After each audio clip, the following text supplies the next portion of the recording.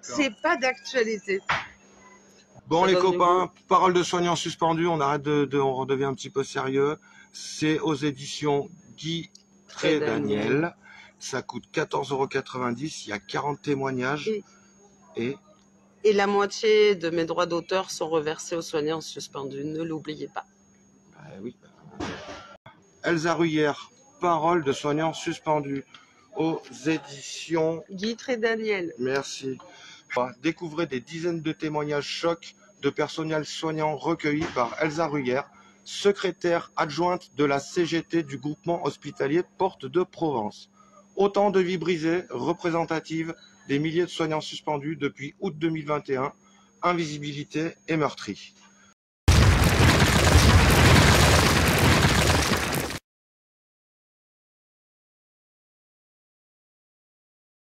Chez Toto Live, c'est un sujet qui me tient à cœur vraiment parce qu'on est dans une situation en France qui est catastrophique à ce niveau-là. On va développer un peu tout ça, pourquoi ce bouquin a été fait, tout ça. Alors, première question, il y avait deux choix quand on fait un bouquin, Elsa. Soit on fait ça à compte d'auteur, soit on trouve une maison d'édition. Et j'ai noté, est-ce que c'est dur de trouver un éditeur avec ce type de bouquin et le narratif ambiant? Ah mais bien sûr. Alors, ça a été compliqué? Alors moi non, parce que j'ai eu la chance de super bien accompagner. Mais par contre, il y a d'autres livres qui existent. Il y a des collectifs qui en ont fait, il y a des soignantes qui en ont fait seules, il y a Creatura qui fait des dessins pour représenter la maltraitance des soignants et essentiellement celle des suspendus. Et ils sont tous en auto-édition. L'avantage d'avoir été soutenu par les éditions Daniel, et je les remercierai jamais assez parce que c'est énorme, c'est qu'on a une portée plus large et qu'on touche plus facilement les médias normalement, parce que ça reste encore un sujet tabou et les grands médias aujourd'hui n'ont pas envie d'en entendre parler. Donc avec ton collectif, si j'ai bien compris, vous avez eu plus de 300 témoignages, enfin vous avez recueilli plus de 300 témoignages, sachant que vous auriez pu en récupérer. On en a eu bien plus. Tu en as sélectionné 41 pour ce bouquin. Ces témoignages, j'ai noté ça comme ça, si tu comprends pas la question, je développe, mais ces témoignages auraient-ils été possibles il y a un an? Alors, ils ont été possibles parce qu'ils ont été récoltés toute l'année, depuis l'année dernière, depuis notre première conférence de presse du 1er février 2022 qui a été mise aux oubliettes et qui a été mise sous silence. Mais par contre, le fait que les gens sortent de l'anonymat était moins possible l'année dernière. Mais là, c'est tellement gros, c'est tellement énorme et on a tellement besoin que les gens comprennent que enfin les soignants sortent de l'anonymat. C'est qu'il y a un an, la situation était tout aussi ubuesque calamiteuse que ce qu'elle est aujourd'hui, mais avec le temps, on voit bien que cette situation ne s'arrange pas et c'est dramatique. Et puis, il faut savoir qu'ils ont de moins en moins peur, en fait. Ils ont compris que... De parler, Ils ont compris que c'était essentiel et pour les patients et pour tout le monde que de dire les choses réellement. Et puis, personne ne craint rien à dire la vérité sur sa propre vie. Je vais essayer de faire gaffe au vocabulaire. Enfin, tu le sais, si on veut pas trop se faire sauter le live. Alors, suite à notre annonce du PR. Avec cette date, moi j'ai retenu celle-ci, du 15 septembre 2021, donc suite à la loi du 5 août. J'ai noté tristesse, déception, descente aux enfers, incompréhension. Est-ce que parmi ces 41 témoignages, il y en a qui racontent des histoires de soignants suspendus qui ont vécu un rebondissement suite à la suspension et un rebondissement? Est-ce qu'il y a des histoires, des témoignages joyeux et magnifiques quand même au milieu de ces 41 témoignages où on est vraiment dans un bouquin lourd, noir? Alors c'est pas lourd, je dirais que c'est pas lourd, c'est pas noir, c'est juste les gens qui expriment ce qu'ils ont vécu, comment ils ont vécu, comment ils ont été traités en fait. Et c'est indispensable justement, pour rebondir, c'est indispensable. C'est ça qui est beau en fait, c'est le travail qu'a fait aussi ce livre et tous les gens qui apparaissent dans le livre sont ravis et ont enfin ce rebond et un nouvel élan pour aller de l'avant. Et c'était aussi mon envie, c'était de les aider à exprimer à voix haute. C'est indispensable. Après oui, on pleure. On peut pleurer sur certains témoignages. Moi-même, à force de les lire, de les corriger, de les reprendre, Et c'est normal, mais... Il y a 15 jours, devant la NSM, j'ai versé... non, c'était l'ARS avec les BBL. Bah, j'ai versé ma larme. Hein. Il y a des témoignages qui sont... Alors, pour la promo de ton livre, on peut lire « Tu t'affiches comme une secrétaire adjointe de la CGT du groupement hospitalier Porte-de-Provence. » À Montélimar. À Montélimar. Jusqu'ici, j'ai bon. Ouais.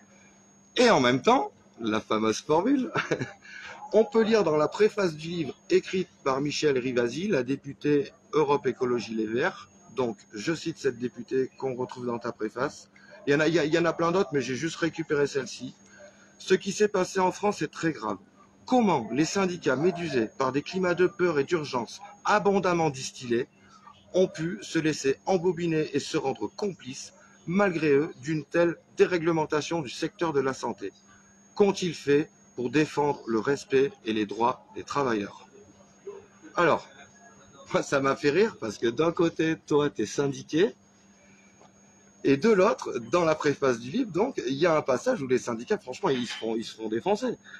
Et du coup, c'est un message pour votre leader ou tu es toujours syndiqué malgré ces taxes qu'on retrouve dans le temps? Alors, premièrement, je suis toujours syndiqué et je suis toujours mandatée à la fédération de la CGT, de la santé et de l'action sociale, donc à la fédération à Paris.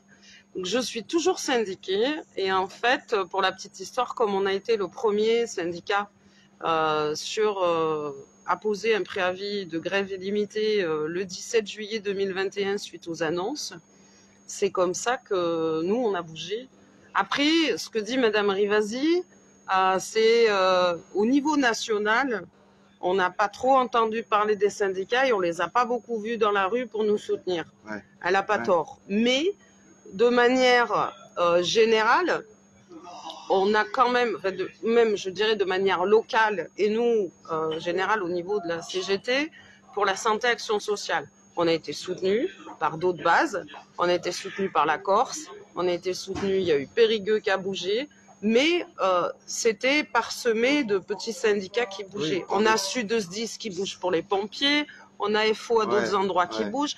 Mais en effet, il y a un parallèle très étrange de dire moi je suis élu et mandaté syndical et Michèle Rivasi s'énerve parce que les syndicats sont un peu inactifs. Elle l'a fait en pleine commission Covid il n'y a pas longtemps, je vous rappelle, auprès des syndicats européens.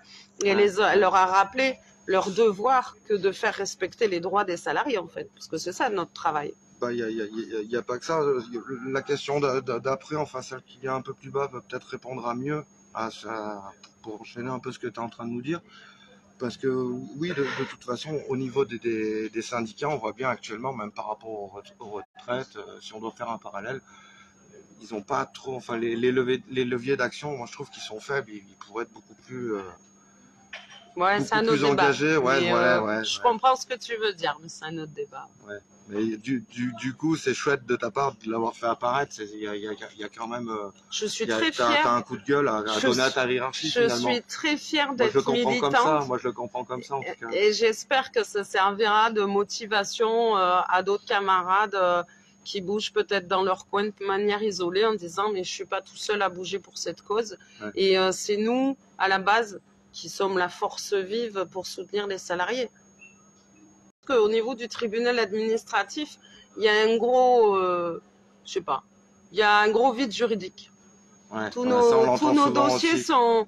Par contre, dans le privé, on a l'impression que le droit est un petit peu mieux mené. Ouais. Et du côté tribunal administratif, on ne sait pas trop. Donc, on verra quand on arrivera à l'étape pénale, puisque à un moment donné, il va peut-être falloir passer par là pour que tout le monde comprenne, si vraiment cette loi dépend d'une juridiction ou d'aucune. Ouais. Et là, par contre, il y a un problème, si c'est d'aucune. Ouais. Et parce que même au niveau du code du travail, il y a eu pas mal de choses. Dérogations. On ne sait pas trop comment ça a pu arriver, comment on en a pu arriver à justement la situation qu'on est en train de parler, quoi. Et encore plus sur le code de la fonction publique hospitalière et sur tout ce qui est jugé au tribunal administratif. Je donne juste un exemple que je connais très bien. Vas-y, moi je ne l'ai pas, donc c'est pour ça que tu es là. Hein. Je suis suspendue pour la 2e fois en étant représentante syndicale à 100% de mon temps de travail. Et le tribunal administratif déboute tous mes dossiers, tous mes recours. Entrave, ça s'appelle de l'entrave à l'exercice syndical. D'accord. Est-ce que tu peux nous raconter ce qui s'est passé concernant la proposition de loi concernant la réintégration? Et est-ce qu'il y a eu des amendements, sachant qu'on est le dernier pays à conserver ces mesures sanitaires? Alors, à ma connaissance, on en est à la 3e proposition de loi qui finalement n'aboutit pas. Pourquoi? Première, en fait, la dernière n'est pas passée à l'agenda. C'était prévu le 12 juillet. Ça a été retiré de l'agenda de l'Assemblée avant le 12 juillet. Avant le 12 janvier. Donc, la seconde était au niveau de décembre de 2022. C'était à l'automne, novembre-décembre. Et c'est celle-là qui a pris tellement d'amendements que on n'a pas pu la discuter. Parce que s'il y a une trop grosse quantité d'amendements, on ne peut pas discuter de la loi. Finalement, ça s'enterre sous les amendements et on est obligé de refaire une proposition. C'est là où il y a un manque de logique. Si vraiment on avait voulu gérer les choses à coup d'amendement, si je peux me permettre, on l'aurait fait avec la loi du 5 août. Et déjà, il y avait un amendement que tout le monde aurait pu faire 10 000 fois à chaque fois que le mot est prononcé. C'est soignant ou régime d'exception.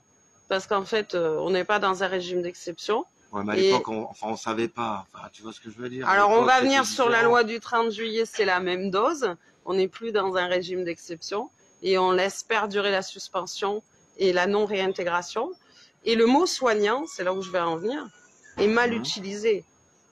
Parce que le mot soignant dans le dictionnaire, c'est celui qui procure le soin. C'est pas l'administratif ou le jardinier. C'est pas celui qui n'a pas l'obligation de l'hépatite B, comme le technicien informatique ou le plombier. Normalement, soignant, c'est celui qui procure le soin. Et là, soignant dans les textes, c'est tout le monde. C'est le technicien, c'est l'assistante sociale, c'est l'agent administratif, c'est le jardinier, c'est tout le monde. Est-ce que c'est un choix d'avoir rajouté soignant? Parce que moi, en général, je parle de personnel suspendu. Oui, c'est un choix. Parce qu'il y a aussi comme tu dis, des jardiniers qui sont fait jerker, il y a des cuistots, des administratifs. C'est pour être sûr que tout le monde comprenne bien le titre. Par rapport à la case de l'hôpital aussi, pour un peu mettre le doigt sur... Et parce que c'est comme ça qu'on les nomme. On va pas se mentir, quoi. Ça fait partie du truc. Surtout, en fait, si on veut se faire comprendre par tout le monde et par le gouvernement, il faut employer les mêmes mots qu'eux. Donc, parlons le même langage. Alors, venons-en. Même langage. Donc, parlons le même langage. Alors, venons-en. Même langage. ANSM, HAS, DGS. Alors, on va vous dire les intitulés, les copains, pour ceux qui sont un peu plantés. Alors, l'ANSM, c'est l'Agence nationale de la sécurité du médicament. L'HAS, si j'ai bien révisé, c'est la Haute Autorité de Santé. Et la DGS, à toi, révision, la DGS, c'est là la Direction Générale de la Santé. Voilà. Alors, apparemment, ils sont pas d'accord sur les recommandations. Ce que j'ai cru comprendre, c'est que d'un côté, on a l'ANSM qui, elle, tire la sonnette d'alarme au niveau des jeunes par rapport au myocardite, tout ça. Et de l'autre côté, on a la DGS qui elle, bientôt, il va falloir vacciner les gosses avant qu'ils naissent, quoi. Enfin, à cette allure. Alors ça, c'est pas la DGS qui va décider, c'est la HAS. J'ai cru comprendre donc que il y a une incohérence. Ils sont pas d'accord sur les recommandations, ou c'est sur les recommandations, ou c'est... Où il y a une perte d'infos entre les deux secteurs.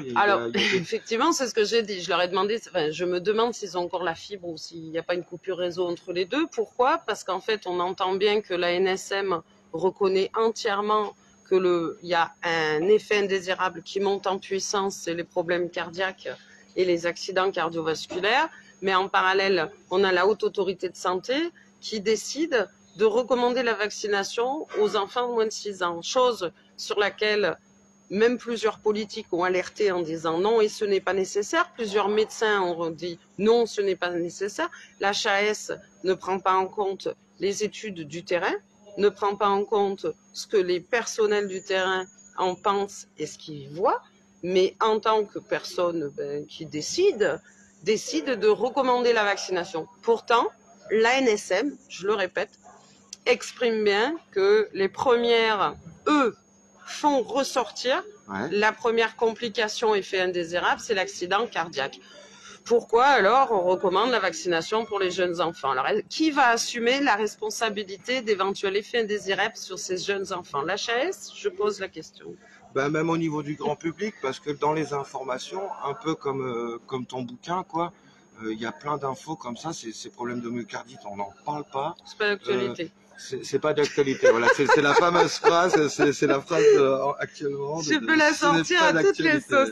C'est pas d'actualité. C'est pas d'actualité. Donc, dans cette guerre psychologique qui n'est pas d'actualité, quel est l'avenir, à ton sens, le sort, comment ça va évoluer ou s'écraser?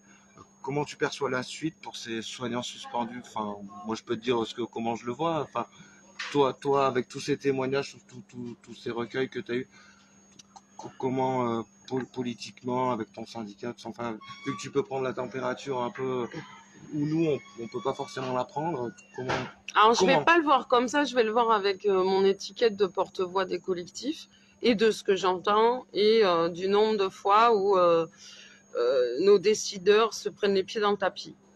On va gagner. Définition du décideur. Tous ceux qui décident pour nous ou qui nous font la propagande, ou tous ceux qui proposent d'écrire des messages subliminaux le long de l'autoroute pour être sûr que tout le monde comprenne bien le message à passer sur la vaccination, ce qui commence à être un peu agaçant, mais voilà. En tout cas, nous, on est allé sur le libre choix, on défend notre libre choix, la libre disposition de notre corps. On est soutenu, c'est bien, ça nous aide. D'ailleurs, c'est ce qui fait qu'on continue à résister. Et on a réussi à faire échapper à tous, et je le dis très modestement, pour la vaccination à tous. On n'était pas les seuls parce que d'autres ont tapé du poing sur la table, mais ce n'était pas les meilleurs à taper du poing sur la table. On y a échappé. Aujourd'hui, on insiste encore à punir et à mettre au coin de façon ignoble les soignants. Ils lâcheront pas. Et il ne faut pas croire, mais à l'intérieur des hôpitaux, ils en ont marre des doses. Ils se rendent compte de ce qui se passe et que ça va s'arrêter. On gagnera. Par contre, ça va commencer à coûter de plus en plus cher. Il va falloir que ça s'arrête rapidement parce qu'on lâchera ni nos trimestres de retraite manqués parce que on est sur l'actualité là, ça passe, on est large.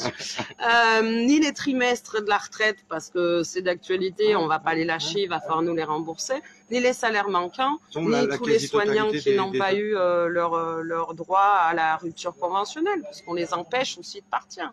On les empêche de partir, on les empêche de travailler, sauf s'ils sont malades.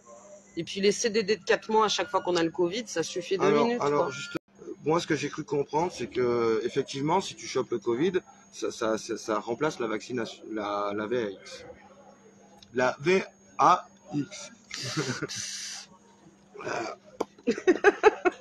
Non, vous avez compris?